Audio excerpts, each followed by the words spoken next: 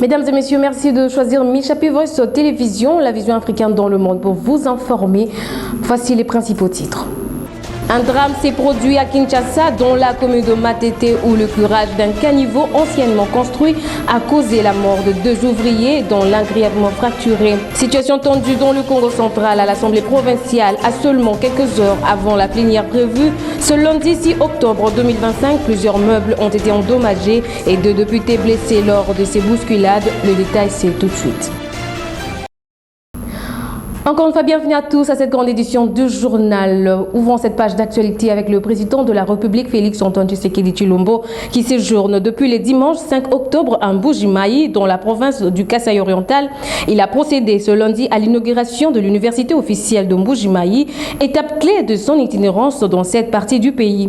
Ici est de rappeler que sous son impulsion, plusieurs projets ont vu le jour et d'autres en cours d'exécution, notamment la réhabilitation de la route Mbuji-Mayi-Kananga, la construction des nouvelles écoles et centres de santé, ainsi que le projet d'adduction d'eau potable pour la ville Diamasphère et tant d'autres. Nous y reviendrons avec force et détails au cours de notre prochaine édition. Et puis le vice-premier ministre, ministre de l'Intérieur, Jacquemain Chaban-Ullouko, séjourne à Genève où il va prendre part à la 76e session du comité exécutif du programme du Haut-Commissaire des Nations Unies pour les réfugiés qui se tient du 6 au 10 octobre 2025 au Palais des Nations. Suivez. La participation de la RDC à cette session revêt une importance particulière au regard de la situation humanitaire que connaît le pays. C'est ainsi que le vice-premier ministre, ministre de l'Intérieur, de la Sécurité, des Affaires coutumières Jacquemain Chaban-Ullouko séjourne depuis dimanche 5 octobre 2025 à Genève, en Suisse, où il représente la République démocratique du Congo à la 7e session du comité exécutif du Haut-Commissariat des Nations Unies pour les réfugiés. En fait, la RDC héberge 5 12 680 réfugiés sur son territoire. À ces chiffres s'ajoutent 5 780 000 personnes déplacées qui ont trouvé refuge dans les pays limitrophes et ailleurs en Afrique. Cette problématique, qui appelle à des solutions durables et concertées, sera examinée de manière approfondie au cours de cette session qui réunit chaque année les représentants des États membres pour examiner le budget et orientation stratégique du HCR en faveur de la protection et de l'assistance aux réfugiés à travers le monde. Et je l'ai annoncé tantôt dans le sommaire, à Kinshasa, au moins 2 ouvriers meurent dans l'effondrement d'un bloc de béton le samedi 4 octobre dans la commune de Matete. Le curage d'un ancien caniveau avec une 50aine d'années d'existence se transforme en tragédie. Selon les témoins, le passage d'un tractopelle qui a évacué les déchets avait secoué l'un des murs en béton fragilisé à cause de sa vésité et s'écoule sur les ouvriers. Suivez. Ce drame s'est produit entre le quartier Mboloko et Mandouna lors de travaux d'assainissement menés par l'entreprise Witten. Malgré plusieurs versions de faits, les témoins sur place rapportent qu'au moins 2 ouvriers meurent dans l'effondrement d'un bloc en béton samedi 4 octobre 2025 dans la commune de Matete. Nous sommes à Kinshasa. Le curage d'un ancien caniveau avec une 50aine d'années d'existence s'est transformé en tragédie. Écrasé sous un bloc de béton au cours de leurs travaux, un drame brutal qui fait réagir les Kinois qui dénoncent le manque de sécurité des travailleurs congolais, surtout ces jeunes garçons censés rendre propre leur commune. Vers 15 heures. Oui, je suis ouvrier. Nous avons commencé les travaux depuis le matin. C'est vers 15 heures que ces drames s'est produit. 4 de mes amis étaient à l'intérieur de ces caniveaux. Des sont morts, un blessé et l'autre, on ne le retrouve pas encore. Logiquement, le passage de ces tracteurs ne peut pas poser un problème. C'est plutôt l'état vétuste de ces caniveaux qui existe depuis les années 60. Les boulots ont été restés au et PCM 80 ans.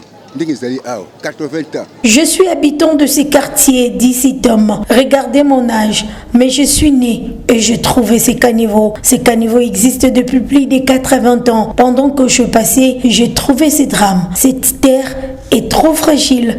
Et puis, regardez, aucun périmètre n'a été délimité. Ils travaillent sans aucune mesure ou dispositif sécuritaire. Certains ouvriers travaillent sans casque, ni équipement, sans encadrement, ni ingénieur visible sur terrain. C'est vraiment déplorable. Je m'appelle M. Atoundou Damas, chef de service de l'urbanisme de la commune de Matete.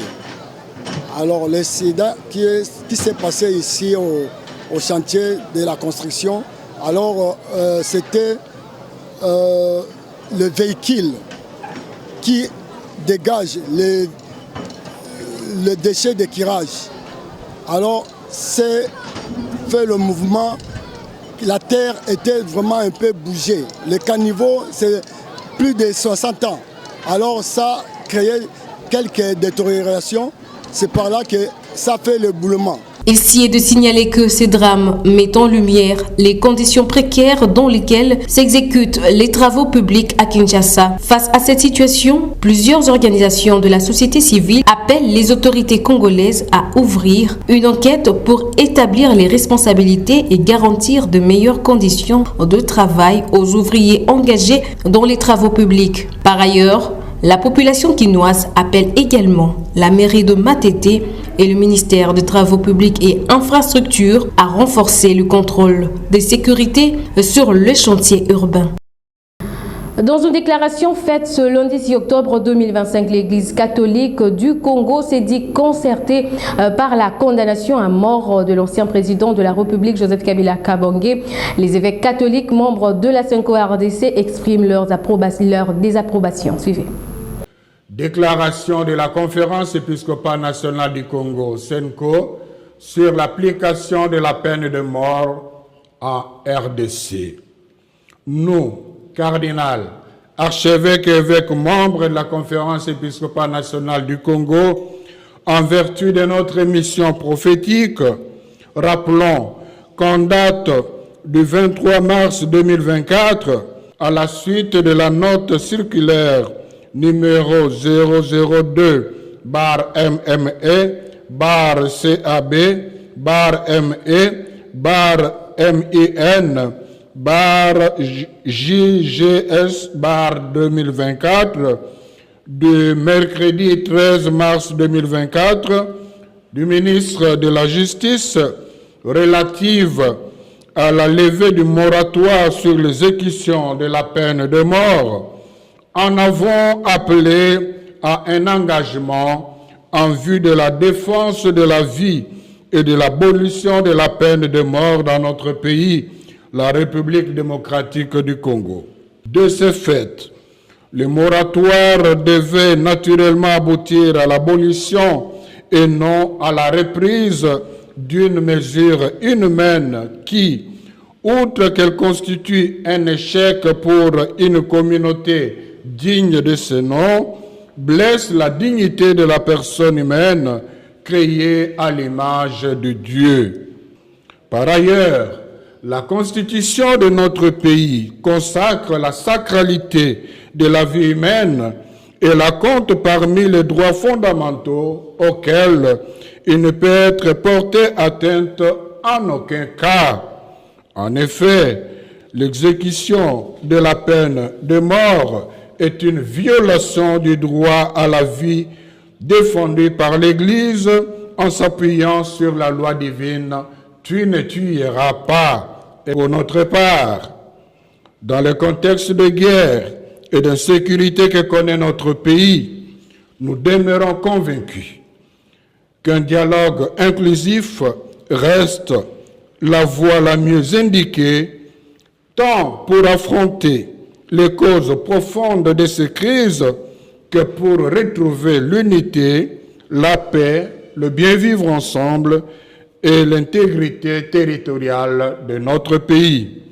Depuis quelques jours, le torchon brûle à l'Assemblée provinciale du Congo central après plusieurs pétitions visées contre le président de cet organe délibérant et quelques membres de son bureau. Un climat malsain s'observe non seulement dans cet hémicycle, mais à travers la province. L'installation du bureau d'âge installé ce lundi 6 octobre 2025, la grande question que l'opinion se pose, quel est l'avenir politique de la province? Suivez. Faut-il comprendre que le Congo central est en manque de cohésion provinciale entre ses filles et fils? Le départ de différents présidents feint d'atteindre son paroxysme par des luttes politiques internes, des rivalités entre factions au sein même de l'organe délibérant. Les récentes tensions autour du sort de Papi Montezolo démontrent avec acuité une éventuelle crise qui paralyse la province, surtout que cette session essentiellement budgétaire est une dernière pour cette année 2025. L'installation des membres du bureau d'âge et les signataires de la pétition est un enjeu majeur dans la procédure visant la déchéance du président pour améliorer cette situation de crise. Il est donc essentiel d'examiner les relations entre ces acteurs et identifier leurs véritables intentions, d'où la population se demande si ce changement sera bénéfique ou ne va que diviser la province sans respecter les Makuku Matatu et bafouer la cohésion provinciale tant prônée par les Bambuta, en français les aînés. À chacun d'y répondre. Restons toujours dans le Congo central. De députés provinciaux blessés et des matériels importants. C'est le bilan provisoire de la situation très tendue à l'Assemblée provinciale du Congo central ce lundi 6 octobre 2025, quelques heures avant la plénière prévue. Ce jour axé sur l'installation du bureau d'âge, une bagarre a éclaté entre les députés provinciaux dans cet hémicycle. Actuellement, les meubles, chaises, les tables, les vitres ont été cassées. Lorenza nous en parle. Annoncée à 10h30, la plénière d'installation du bureau d'âge à l'Assemblée provinciale du Congo central n'a pas eu lieu. Pourtant, dans la matinée de ce lundi 6 octobre, tout semblait presque prêt pour le début de cette plénière qui devrait être pourtant dirigée par les directeurs de l'administration de cette institution. Vers 11h20, tout a chamboulé.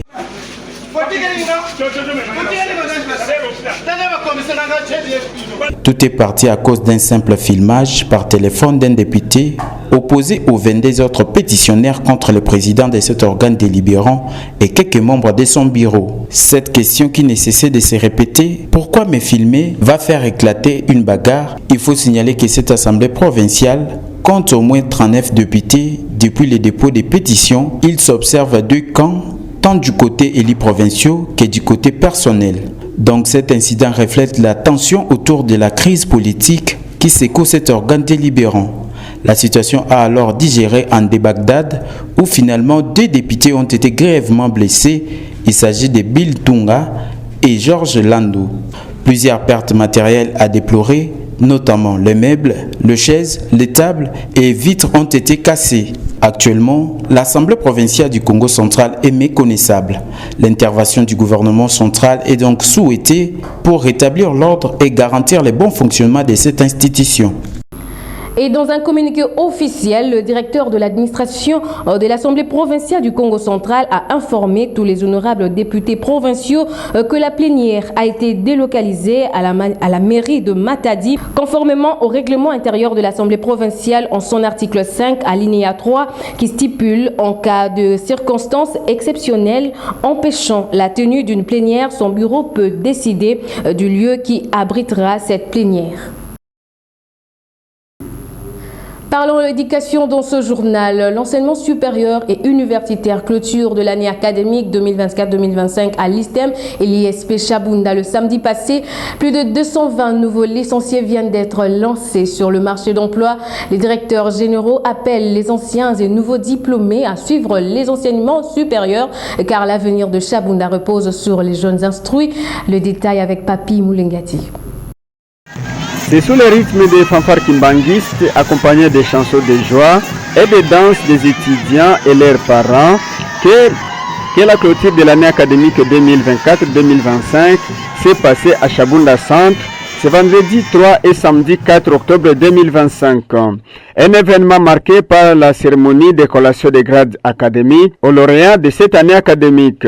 Il s'agit de l'Institut supérieur de techniques médicales de Chabunda et l'Institut supérieur pédagogique Lulingu de Chabunda qui viennent de lancer de nouveaux licenciés sur le marché d'emploi. Selon le directeur général de l'Institut supérieur de techniques médicales Chabunda, le chef de travaux Justin Baketi, l'ISTEM Chabunda vient de lancer 84 licenciés sur le marché d'emploi dans différents domaines tels que gynéco-obstétrique, santé publique, laboratoire, pour ne citer que ça, et cela dans le système PADEM, soit 5 ans, le système LMD. Ainsi, le directeur général Justin Baketi félicite les nouveaux licenciés et leur demande de faire preuve de leurs compétences dans la communauté. Justin Baketi. L'année académique vient de se clôturer en beauté, mais il y avait quelques difficultés d'ordre sécuritaire, mais de toutes les façons, Dieu a fait à ce que nous puissions terminer cette année et que tous les programmes ont été respectés. La recommandation est que l'ISTEM Chabunda forme des cadres partout dans les 4 zones de santé qui constituent le territoire de Chabunda. Ce sont les fruits de l'ISTEM Chabunda qui sont partout. Et nous sollicitons et nous disons merci à ceux-là qui sont déjà dans la profession et nous invitons d'autres pour venir embrasser l'ISTEM Chabunda pour l'institution de la vie. De son côté, le directeur général de l'ISP Lulingu Chabunda, le chef de travaux Hassani Sabit Janvier de l'ISP Lulingu Chabunda, vient de lancer sur le marché d'emploi 137 nouveaux licenciés en langue et civilisation africaine, sciences exactes, ainsi que la science de l'éducation. Ainsi, il appelle les jeunes de Chabunda à poursuivre les enseignements supérieurs, car le développement de Chabunda ne dépendra que de la crème intellectuelle. C'était Hassani Sabiti Janvier. Sur le marché d'emploi, nous venons de lancer 137 candidats ou lauréats qui venaient d'être collés au grade des licenciés dans plusieurs domaines. L'unique message qu'on peut donner à la jeunesse de Chabunda, l'ISP Lulingu est une machine de fabrication et de transformation des hommes qui fait quitter les gens vers l'ignorance, le fainéantisme et puis les amener vers un niveau de sagesse, de connaissance. Comme on a toujours dit, celui qui fréquente les sages devient sage. Moi je pense qu'il est temps que les jeunes, s'ils avaient raison de ne pas étudier le Colma, c'est parce qu'il n'y avait pas l'infrastructure. Aujourd'hui, l'ISP, très bientôt, va totaliser ses auditoires. Nous interpellons à la jeunesse de quitter le milieu artisanal et de venir dans le milieu scientifique et pour apprendre. Parce que l'or va finir demain, mais les études ne finiront jamais. De leur côté, les lauréats de 2025 félicitent leur comité de gestion ainsi que leurs parents pour un bon encadrement durant leur parcours académique. Au Sud Kivu, le transport terrestre Chabunda-Maniema est devenu une réalité après plusieurs décennies d'impraticabilité. La société civile confirme cet état de la route à l'occasion de l'arrivée du premier camion de 40 tonnes qui a fait Uvira Kindu Chabunda. Le point avec Papi Moulengati. Suivez. De route Chabunda Mungembe vers Kalima, dans la province du Maniema, devenu praticable après les travaux initiés par les autorités locales, accompagnés par la population locale. L'affirmation est de la société civile de Chabunda. Selon Maître Isaac Kilunga, président de la société civile de Chabunda, c'est une joie immense à la population de voir la praticabilité totale de cette route, car c'est un soulagement à cette misère qui date depuis plus de 3 décennies. Et la preuve est que les camions de plus de 40 tonnes commencent à atteindre Chabunda afin d'aider la population avec des produits de première nécessité. Maître Isaac Kilunga. Nous sommes les plus heureux, nous la communauté, parce que ça fait autant de temps, ça fait 10 ans, 20 ans que nous avons pleuré la route, mais avec l'avènement de monsieur l'administrateur du territoire de Chabunda à l'intérim, monsieur Mouzalia Konga Raphaël, qui a associé le conseil de sécurité locale, il a associé la société civile que nous représentons, il a associé la jeunesse pour les travaux communautaires. Et à la date de ce jour, on ne s'en doute plus que la route Maniema Sud Kivu par Chabunda. Donc le tronçon Chabunda centre vers Banyampombo, un tronçon de 69 km est praticable. Et derrière nous, vous voyez le véhicule BB 40, BB je ne sais quoi là, qui pèse plus de 40 tonnes, à traverser la distance reliant Banyampombo à Chabunda Centre. Selon les responsables des agences de transport terrestre, l'arrivée de ce camion BB à Chabunda est une preuve que la route Chabunda-Kalima est devenue praticable, mais ça demande un entretien permanent. DG Abeli. Pour moi, c'est juste un signe de gratitude et de remerciement à la population de Chabunda, en commençant par la société civile de Chabunda, les comités de la jeunesse, y compris l'administrateur du territoire, parce que c'est moyennant leurs efforts, leur encouragement, que je me suis donné le courage de faire parvenir mon véhicule de la marque Beiben Track qui transporte souvent 40 tonnes dans un état de la route qui est bonne. Mais néanmoins, j'ai pris 23 tonnes de Uvira, Salamabila, Kasongo, Kindu, Banyampombo, Mungembe, Matili jusqu'à Chabunda.